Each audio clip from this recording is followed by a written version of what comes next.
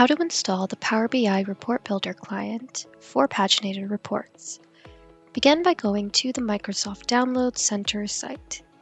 You can find the website linked in the description below, or type in www.microsoft.com/en-us/details.aspx ? ID equals 58158. We're going to scroll down, select our language as English, and click on the download icon. We're going to run the installer, and then we are going to click on Next.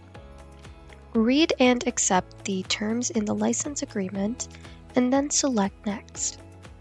You can leave the destination of the folder as default, and then select Next. Click on Install. A pop-up will prompt you to enter in your admin account and password. If you do not have an administrator account, please ask your system administrator to install it for you. And then click on Finish. Once it is installed, we're going to launch the application. And then we're going to click on Sign In. You will be prompted to enter in the email associated with your university staff account. Select the Microsoft U Toronto account. You can see that you are logged into the application. That's it, you successfully installed the Power BI Report Builder client and signed in.